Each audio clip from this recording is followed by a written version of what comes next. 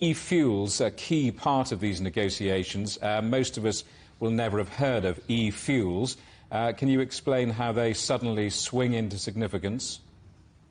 So essentially they're synthetic fuels made from taking carbon dioxide out of the air and combining them with hydrogen, hopefully renewably made.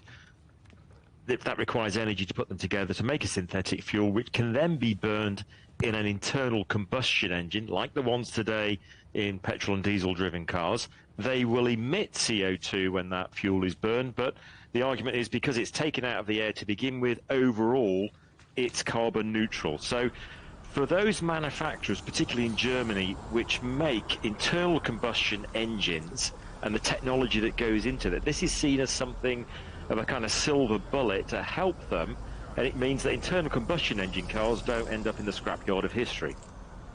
I mean, it's slightly difficult optics, isn't it, for Germany? German car makers responsible for the emissions scandal, Dieselgate, among others. I mean, was foot dragging and some sort of deal on this issue wise? So this has been, in the offing for a long time. So the European Parliament approved the ban from 2035 of petrol and diesel cars. It was expected that that would go through. Germany led a kind of rebellion against that, supported by Italy and a few other countries, because of the concerns over job losses in their domestic car industry. They hope that this e-fuel will be a way of preserving that technology. Frankly, I think it's a pipe dream.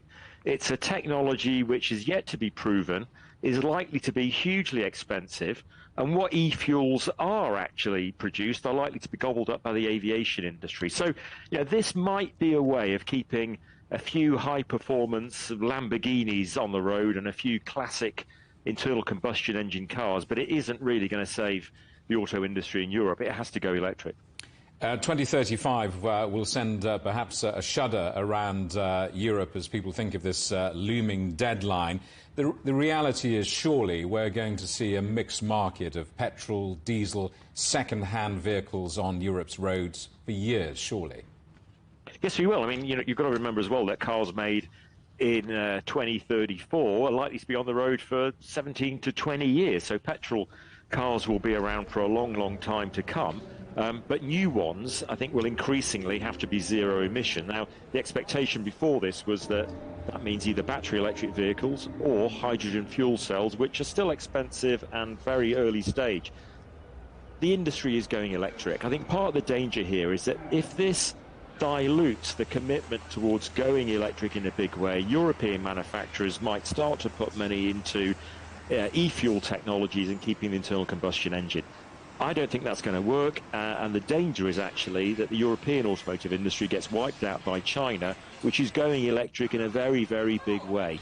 And China has basically decided it's finishing with the internal combustion engine, going electric for all sorts of reasons. Europe has got to do the same thing. So this sends out a very confused message, I think, at the European level. On the one hand, yes, there's the 2035 target, but if it ends up that European manufacturers decide to try and preserve internal combustion engine technology in a big way, I think they'll get wiped out.